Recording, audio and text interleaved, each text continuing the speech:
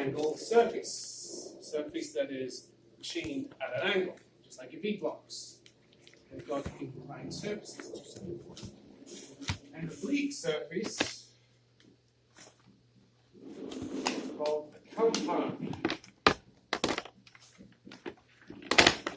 The angle goes in two directions. And that's what we're going to focus on next week. But just so you can see, this here is a compound angle. It's angled in two directions. So when holes or other features are on those surfaces, an auxiliary view is required. And the sole purpose of the auxiliary view is to show you the true shape. It's always there to give you the true shape.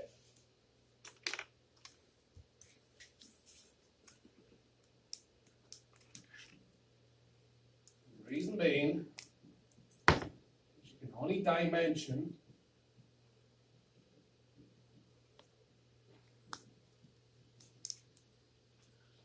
put dimensions on the view if it's in true shape.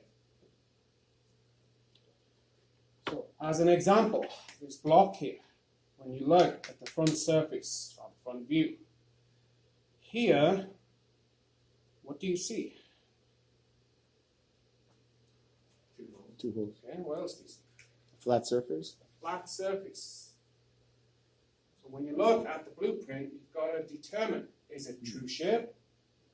Or is it foreshortened? Right?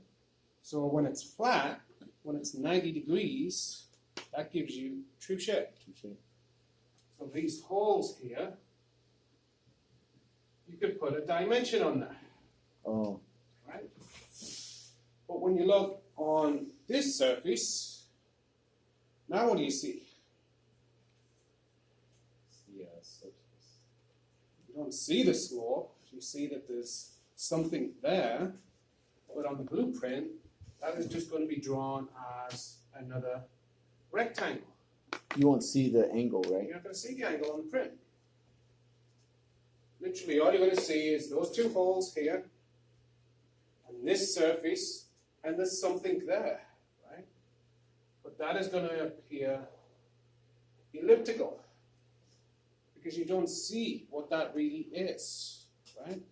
You see this, where my pen is, but you don't see anything else of that feature. So in order to get the true shape of that, we've got to twist the part to a new angle. New view. So now you see it as a flat surface, and you can see exactly what is on that surface. So that's the purpose of the auxiliary view, to give you the true shape. The auxiliary view doesn't necessarily give you an extra view. So it's not like you're going to get a front, a top, a right side, and an auxiliary view. Most of the time, the auxiliary view will replace either the top or the right side view. Most of the time, it will replace one of the principal views.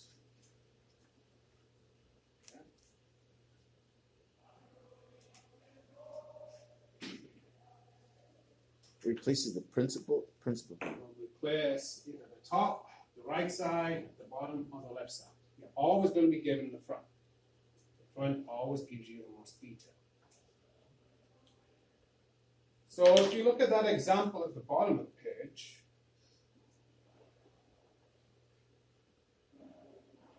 when you look at the print, you've got to determine what views are you being given. So when you look at it, you've got to analyze what views you are being given. So what do we know about the front view? Always gives you the most detail. Most detail. always gives you the most detail. So which one of these views is giving you the most detail? This one? No. I can see more there. See more. This one? That one. This one? I see more angles anyways. So if that is drawn vertically, this one here has to be the top. So what does that make these two views? Oh, the auxiliary views. Auxiliary views, right? If they were right side views, they would project from the front. It would be drawn to the side. But you can see with these projection lines, you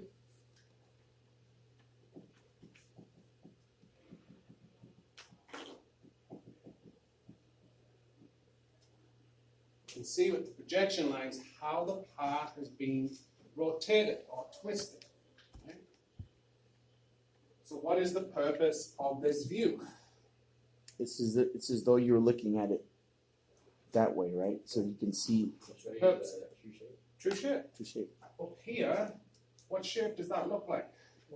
Like an oval. Egg-shaped, elliptical, right? Elliptical. But in reality, that hole is round. Oh. It's because it's on an angled surface, you don't see the true shape. Yeah. And that's the whole purpose of the auxiliary views. To give you the true shape of features that look different in the other views. So it's going to help the person making the part to visualize That's it. the whole point of the blueprint, so you can visualize what you're going to make. So on the next page, That's cool. got an example of an inclined surface and an oblique surface. Today we're just going to focus on incline. Next week we'll focus on oblique. So highlight that first sentence. It's the most important thing. You've got to understand. An inclined plane will appear as an edge on a principal view. An inclined plane will appear as an edge in a principal view. So, in the front, the top, or the right side, you should be able to see the incline. You should be able to see the angle. Okay? So let's go back to this block. In this view, the front view, what do you see? True shape, foreshortened. You don't see the angle, you just see two rectangles. Right? If I rotate it into the top view, you see the true shape here, but now you've got two foreshortened surfaces. Still don't see that angle, right? You said foreshortened? Foreshortened. Foreshortened. That's when it's like When it's not true shape. it's not true shape. It's the opposite of true Opposite. So now, You if just I see, give like, you green lines. the right side view, now what do you see? You see that incline, you see the edge of it. All right? So on an inclined surface, in one of the views, you're always going to see that angle. Right? And that's what's called the edge. Oh. That's the edge. So the true shape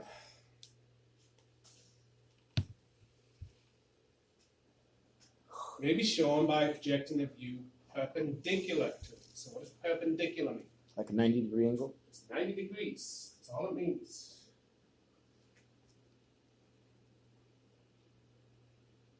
So instead of taking your part and rotating the part 90 degrees, right?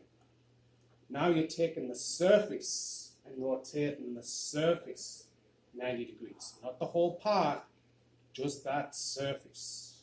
All right? So you're looking at the inclined surface and rotating it 90 degrees so you can get the true shape. And notice what it does to the part. The rest of the part is now foreshortened. Foreshortened. So that creates a problem. Does it create more views then? Do we end up getting more views? Oh, partial views. This is where partial views come in. They're only going to show you that surface. There's more to the part. Mm-hmm. It's only showing you that surface so you don't get confused. So what's it trying to show you? So is that why you have a broken outline? Okay, well, that's why the broken outline. So that view that is created is a primary auxiliary view. That's its whole name. And the primary auxiliary view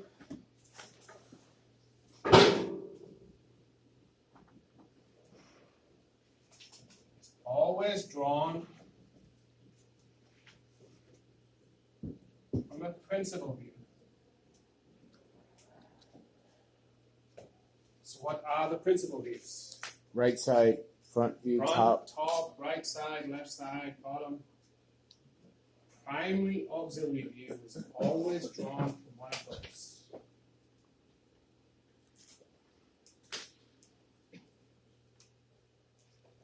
And again, they are often drawn as partial view. So what's the difference between a complete view and a partial view? A partial view shows you features that you need to see, that the drafter's trying to help you to see. So he's going to focus on So what's the difference? maybe the other views if there's nothing there that's important. For it to be a complete view, everything has to be drawn. Missing one feature, it's a partial view. So every single feature is drawn, it's a complete view.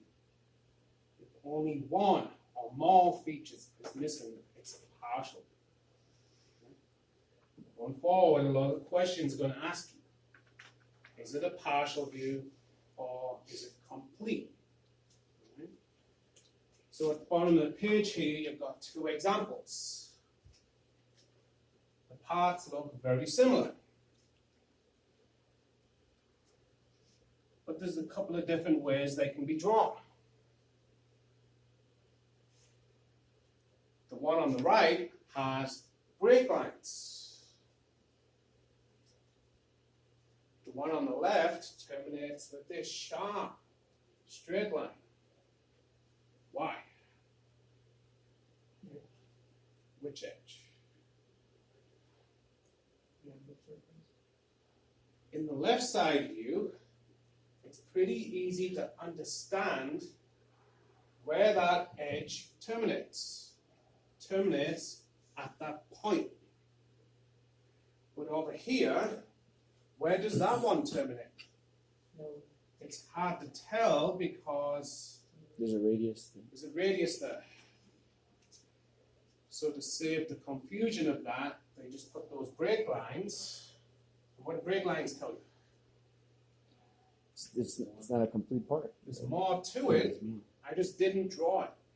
Right? There's more to the part there. I just didn't draw it. Break lines are there to avoid confusion. So let's have a look at these first couple of prints. Like I said, the first thing you got to do when you look at it, determine what views you are working with. Once you know what views you're working with, it's easier to visualize what the part is. So which view gives you the most detail? Front view. The front view. So which one is the front view? This one? Sure.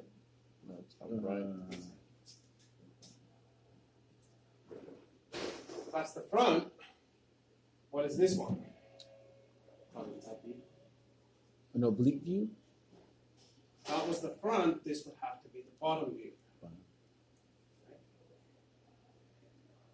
But this view gives you the most detail of the part. Yeah, because it seems like it's three-dimensional.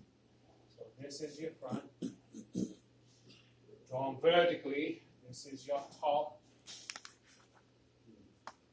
Because really, all the top view is giving you is the size of those and showing you the angle of the part. That's it. There's not much detail at all. There's more going on in the front view. So we got the front, we got the top,